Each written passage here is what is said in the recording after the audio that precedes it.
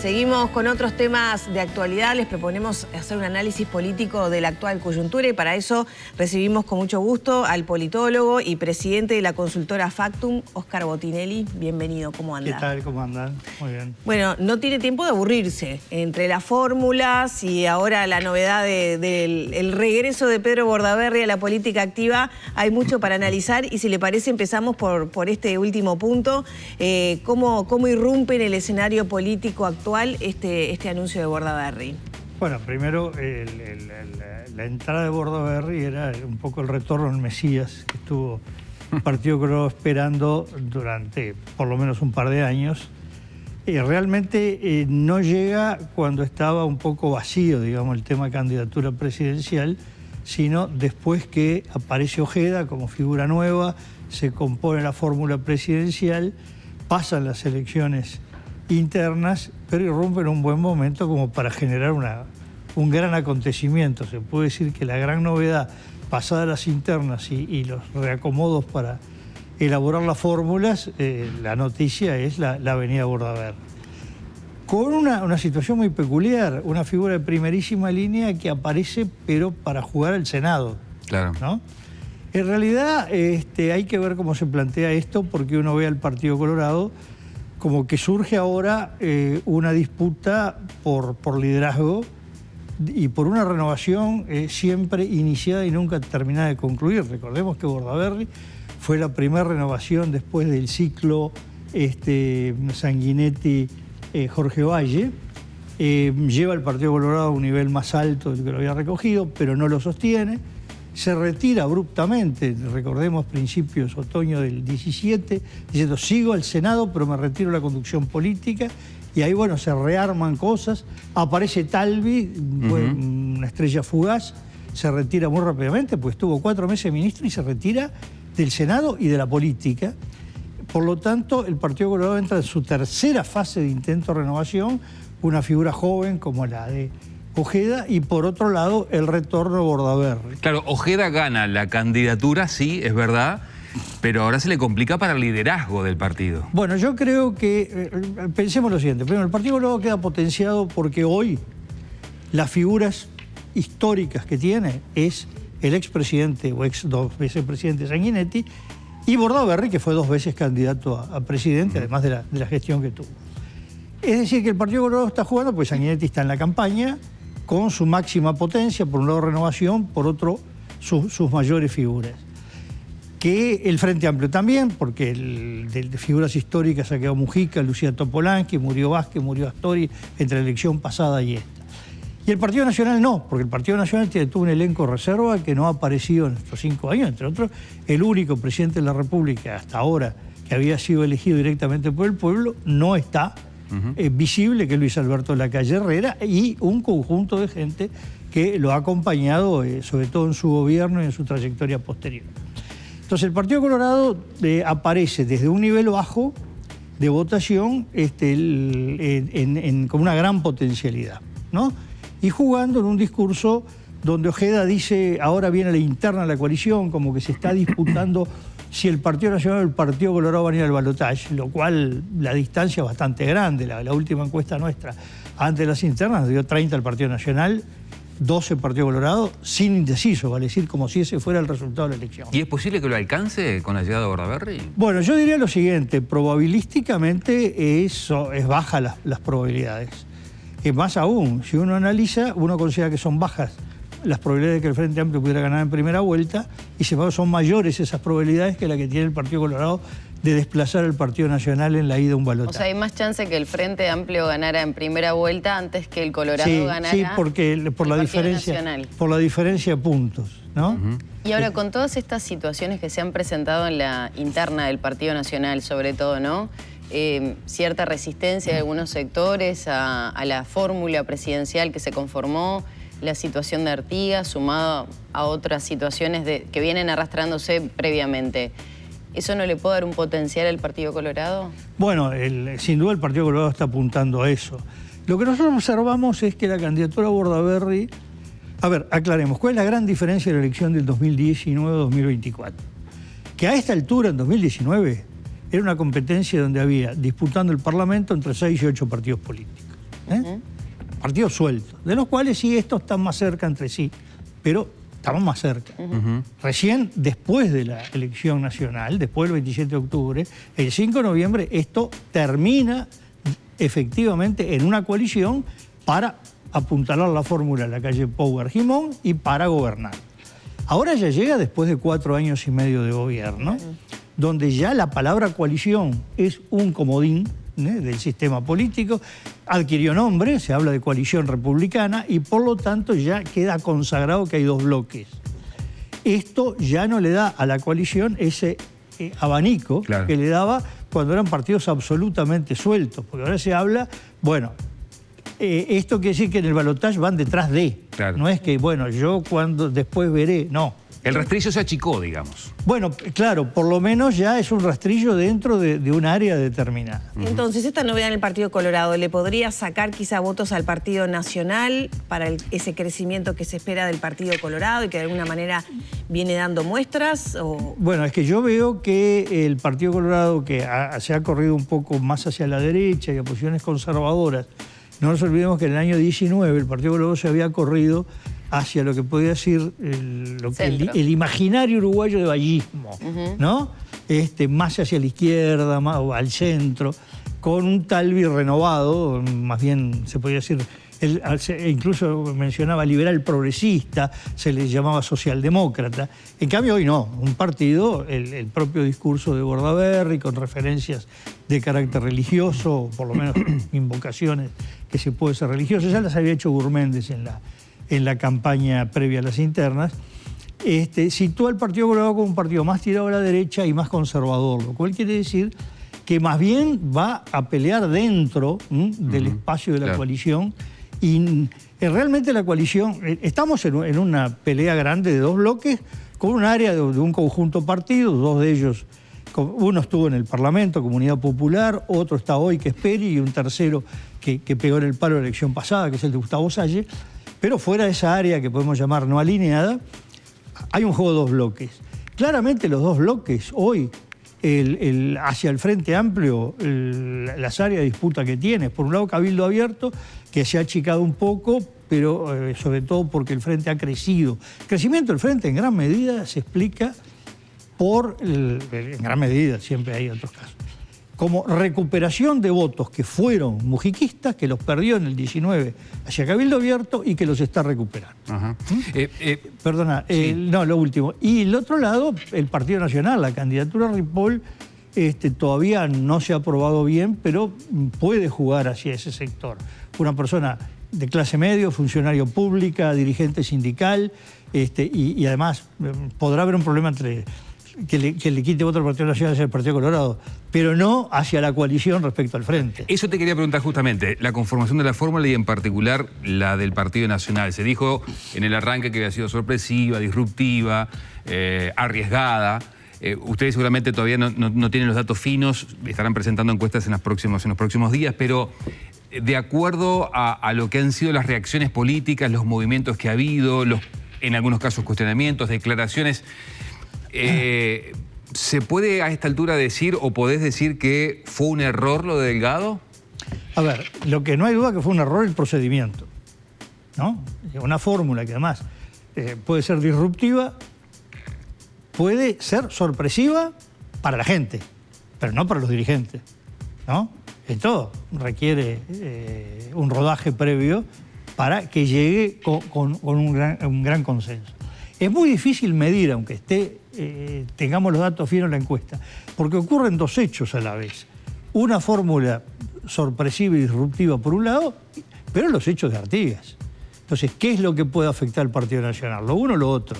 Cada cual tiene su verso de acuerdo más a cómo le gusta que como producto de análisis. Estoy hablando de las críticas que hay dentro del Partido Nacional. Pero yo no sé si lo de Ripoll realmente le afecta al Partido Nacional en relación al Frente. Perder votos hacia el Frente Amplio, no. Es decir, en todo caso, en el juego entre Partido Nacional y Partido Colorado, que es lo que están apuntando. El tema es este. Partido Colorado tiene una cosa muy arriesgada, que es jugarse como, bueno, hasta ahora no lo ha dicho Ojeda, no lo ha dicho Bordaberry, no lo ha dicho Robert Silva, ataques a Ripoll, pero sí personas de cierta notoriedad en torno a Ojeda, como el Eduardo Subía o la que se pasa a Partido Nacional, Partido Colorado, la ex fiscal Fossati, con ataque directo a Ripoll. Bueno, pero están jugando que si no llega a ir al balotaje el Partido Colorado, ¿qué hace? Hay que encolumnarse después detrás de esa fórmula. Se va a encolumnar después, es un poco arriesgado. Tan arriesgado que le puede favorecer el Frente Amplio. Claro. Si no, tiene una horrible candidata a vicepresidente. Yo creo que ese juego es contradictorio. En realidad Bordaberry está jugando más a una potenciación del Partido Colorado, pero es interesante esto. El que habla de disputar la ida al balotaje es Ojeda. Acá ahora viene la interna de la coalición, como ha dicho. Pero Bordaberry, si vemos sobre todo el sticker de él, ojo, está Bordaberry con su grupo y está el paraguas Bordaberry, ¿no? Porque va a haber 3 listas en principio.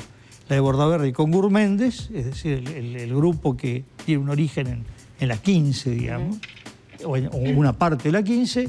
Está la de Tabaré Viera y la 10. Claro. Sí. Va a votar con el número 10. Aparte de las 10, Bordaberry dijo que no sabía, que recién empezaban las negociaciones, ¿no? Bueno, digo, pero es la idea que va camino a eso. Ahora, lo que es claro que él larga su lista, y el tema es que por no me acuerdo ahora la frase exacta, un gran Senado, un buen Senado en octubre, y después en noviembre la coalición. No está hablando el Partido Colorado en noviembre y no está hablando... Yo el otro día lo decía, si hay un semiólogo analizando los signos y las imágenes que se presentaron, de hecho el fondo es gris y con blanco y celeste, muy por debajo queda... Sí. Primero es Pedro Bordaberry, senador. Pedro, senador. Lo estaba buscando justamente para describirlo tal y una cual es. franja derecha Con todo del sticker con todos los colores de la coalición. Es decir, no es una candidatura que se largó a decir... En octubre el mejor Senado, en noviembre la coalición. El mejor Senado y en noviembre la... Exacto. Es decir, acá no somos los colorados que reivindicamos los mártires de Quintero, claro, de la batalla de Rivera en Carpintería. No. Acá es un partido coalicionista, con una gran figura como Pedro Bordaberry. Claro. Óscar, ¿y el frente está así, ¿no? Con las manos para atrás, sin armar mucha ola? ¿Qué podemos esperar de la campaña del Frente Amplio? ¿Cuanto menos aparecer mejor? Hay quienes dicen que están escondiendo al candidato justamente porque, como le está yendo bien, los números le dan, cuanto menos olas mejor. No, escondiendo me parece que es un artificio de campaña, pero en realidad Orsi está muy presente en los medios y muy presente en la recorrida. Lo que no está en debate es con un criterio que, bueno, puede ser discutible o no, pero el criterio es, esta es una elección de bloques.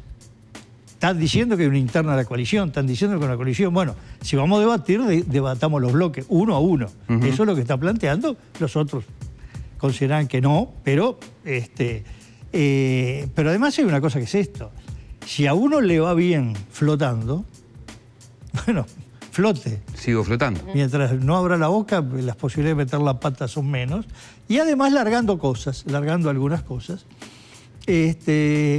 Yo creo que el Frente Amplio, mientras la coalición se esté manejando como se esté manejando, haya el ruido que hay en el Partido Nacional, le sirve esa estrategia, ¿no? Óscar, ¿cuántas campañas tiene encima trabajando? ¿De qué? Porque he estado en distintos roles. Como politólogo. No, como politólogo la primera nuestra fue el referéndum de la ley de caducidad, el 16 de abril de 1989. De ahí hasta acá. Sí. ¿Qué tipo de campaña estamos atravesando? Bueno, a ver, todas son distintas, porque también... ¿Pero está vacía de contenido como se denuncia muchas veces? ¿O se señala? Bueno, el tema es que hasta 2004, primero era la clásica competencia Partido Nacional, Partido Colorado, bueno, histórica. Pero hasta 2004 era los partidos tradicionales que habían gobernado toda la historia del Uruguay, salvo algunas interrupciones autoritarias, o lo que era Esperanza. Y cuando es Esperanza, cada cual a esa esperanza, en ese recipiente, pone cualquier cosa a la que aspira, ¿no? Porque no hay confrontación con la realidad.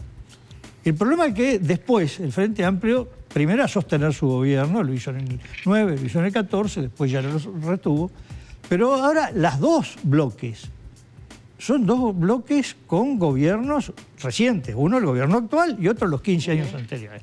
Entonces ya la magia es mucho menor, ¿no? Porque ya uno ve además que empieza a haber más propuesta y propuesta, y la percepción que tenemos es la siguiente.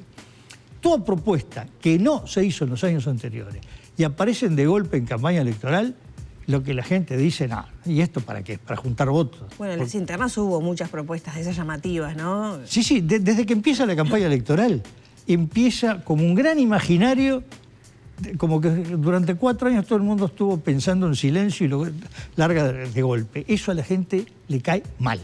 Eso le cae bien a los fanáticos. Muchas veces preguntamos, bueno, pero ¿por qué lo propone ahora y no se hizo cuando ustedes estaban en el gobierno?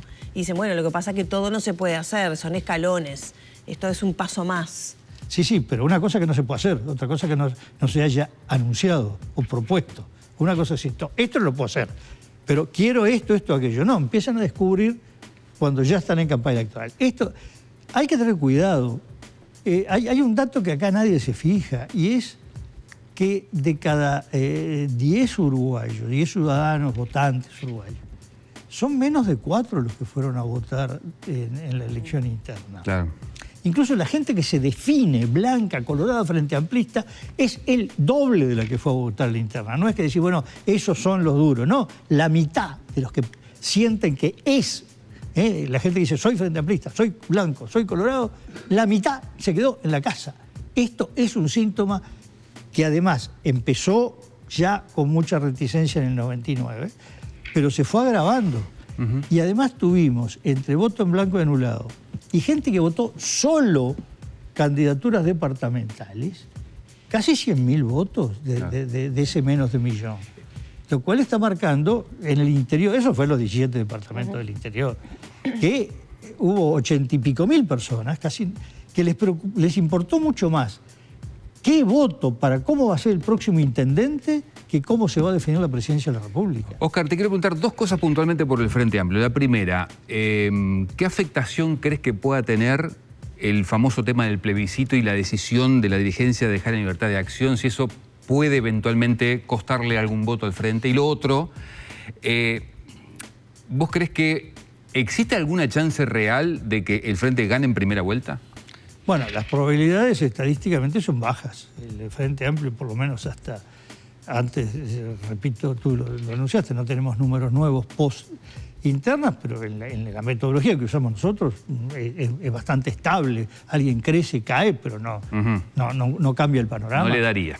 Y nos dio 43% como una estimación de resultado, no diciendo esto malo, indeciso, no. ¿Eso antes de las internas? Esto antes de las internas, 43. El máximo que nos dio el Frente, que de repente puede estar ahora, yo qué sé, fue 44, estoy hablando desde principios del año pasado a hoy. Y bueno, de ahí al 50%, eso es un tramo muy grande. Bien, ¿no? ¿Y con respecto al plebiscito? Bueno, el plebiscito, primero, si puede salir o no salir, no tengo idea en este momento.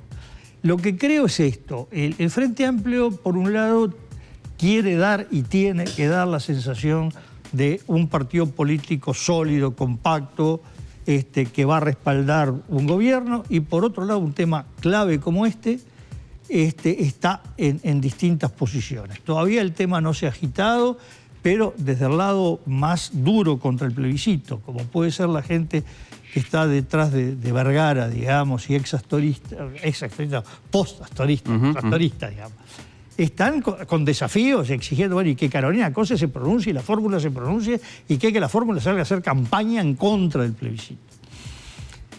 Ahí depende también que hagan, porque el tono de ataque al plebiscito que hubo desde dentro del Frente Amplio fue extraordinariamente fuerte. Yo diría que incluso tanto como los mayores ataques que salió desde el oficialismo, ¿no?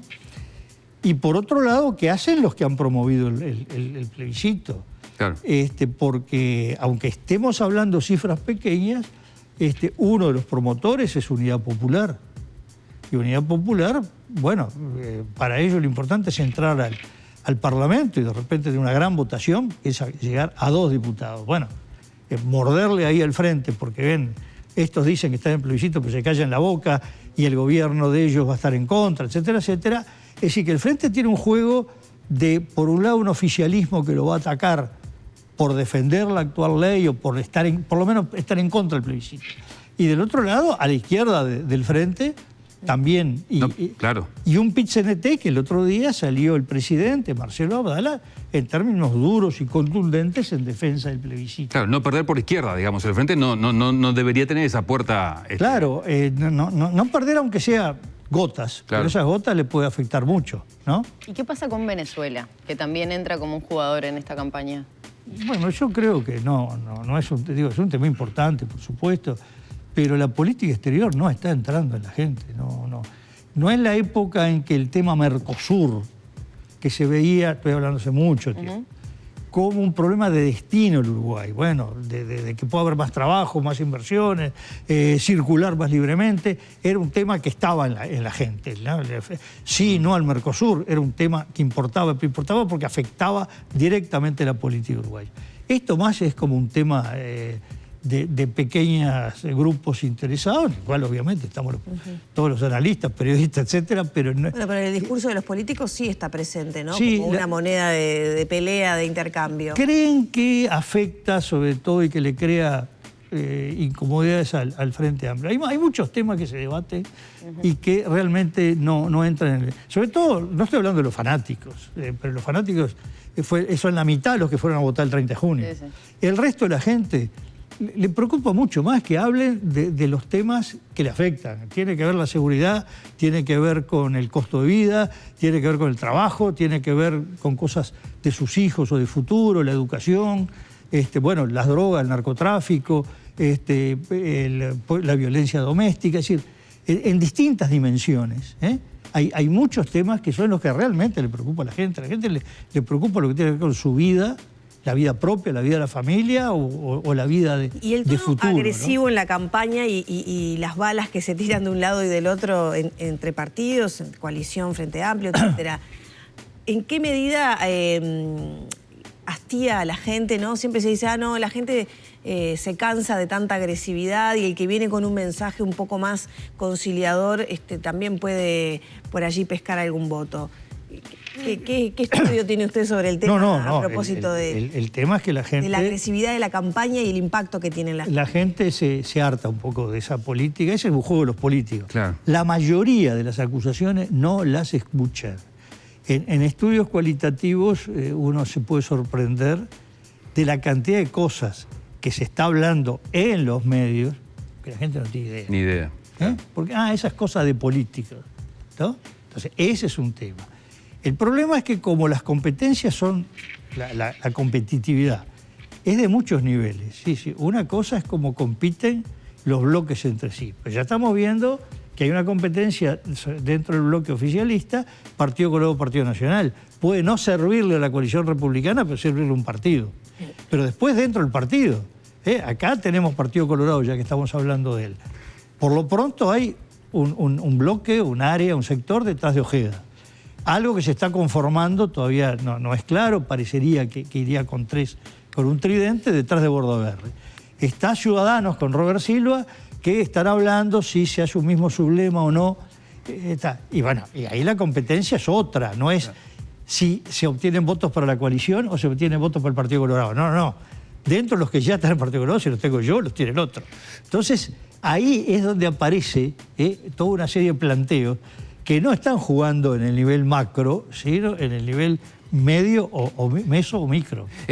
Oscar, la última de parte y te propongo en todo caso prender las luces largas y de acuerdo a los números que seguramente tenés en la cabeza y desagregados por departamentos. Hace mucho tiempo ya yo entrevistaba a Santi que él decía que si poníamos una heladera en Montevideo igual ganábamos, que el Frente igual ganaba acá en Capital. ¿Vos crees que esa realidad que se viene además repitiendo, ¿no? Periodo tras periodo, se va a dar el año que viene? ¿Efectivamente el Frente tiene seguro a su victoria acá en Capital? ¿Pero estás hablando de la elección nacional o de la departamental? La departamental del año que viene. Por eso. Por eso te decía luz larga. No nos olvidemos, por ejemplo, la elección pasada, que fue la peor que tuvo el Frente Amplio en Montevideo en octubre, estuvo 1,5 puntos por encima de la suma de partidos de la coalición. Pero cuando llegó la departamental, ganó por una ventaja de más de 10 puntos. Lo mismo pasó en Canelones, incluso en Canelones con más ventaja. El tema es que ahí se creó uno de los problemas de la coalición, y es que el rastrillo, que como tú decías se ha achicado, no deja ser rastrillo. Pero cuando ese rastrillo se junta en una única expresión, se debilita, ¿no? Y entonces pasó, incluso creo que no lo van a repetir, pero la coalición, el error que cometió en la elección pasada, que elige una muy buena candidata como Laura Raffo, pero ella sola, a competir contra 3. Y bueno, el Frente tuvo un abanico. Ahora van a ir con abanicos, ¿no? Pero hoy por hoy parece que es muy difícil que descuenten en Montevideo, en Canelones, la coalición. Todo el mundo tiene siempre expectativas, imaginarios, pero da la sensación de que es muy difícil. ¿Podría haber otra intendencia que gane el Frente Amplio en el interior? Bueno, ahí lo veo más difícil. Primero porque la que tiene con más probabilidades es Salto, y ahí sí, la tiene en un juego de 3. Porque no nos olvidemos que el Partido Nacional y el Partido Colorado estuvieron muy parejos en la elección pasada. Frente a una coalición la tiene muy difícil. Y así como, bueno, uno dice Montevideo está bastante consolidado para el Frente Amplio y Canelones también, bueno, Rivera para el Partido Colorado, Cerro Largo, 33, Tacuarembó, Artigas, Durazno, Flores, para el Frente Amplio son absolutamente imposibles. ¿No? Y para el Partido Nacional son muy Pero sólidos. podría recuperar alguna otra que tuvo en algún momento, no sé, pienso en Río Negro, pienso en Paysandú. Bueno, el que tuvo, los dos que estuvo más cerca fueron, o 3 si se quiere, Río Negro, Soriano y Rocha. Sobre todo porque Rocha, ahí fueron decisivos los votos de Cabildo. La suma de los partidos tradicionales fue menor que el Frente. El Frente perdió por 1.000 votos la intendencia y Cabildo aportó como 4.000. Aún así, la impresión de que el Partido Nacional se ha fortalecido en Rocha y el Frente se ha debilitado, pero habrá que verlo. Pero yo diría, bueno, ¿cuál podría tener competitividad? Y bueno, Río Negro, ¿Paysandú? Paysandú y Rocha. El Río Negro, el Frente ganó por un número, había ganado por 200 votos la otra vez y perdió. Es verdad que el Partido Nacional parece que no va a repetir Omar Lafluf, y ahí hay un voto muy personalizado, es una figura que ha tenido mucho peso y mucho prestigio. Y después departamentos donde el Frente Amplio gana en octubre y pierde la intendencia, eso fue clásico en Soriano, ¿no? Donde el Frente Amplio supera al Partido Nacional en la elección nacional y la pierde, y la pierde lejos en la intendencia. El peso del caudillismo en el interior, ¿no? Bueno, yo diría otra cosa. Hay una parte muy grande del país que la gente mira el edificio de la intendencia y lo ve pintado de blanco. Es decir, considera que naturalmente es del Partido Nacional, ¿no? Ajá. Bueno, en Rivera ahora miran el edificio y lo ven colorado, ¿no? Pero como que hay una disociación. La reforma del 96, que separó las elecciones, cambió la cabeza. Y entonces se piensa de una manera para lo nacional y de otra para lo departamental. Y lo vimos el 30 de junio, cuando encontramos 80 y pico mil personas que en esos 17 departamentos votan. A mí lo que me importa es la intendencia, lo local. O la alcaldía, ¿no? El municipio. Botinelli, muchas gracias por estos minutos. No, por favor, gracias a usted. Un placer.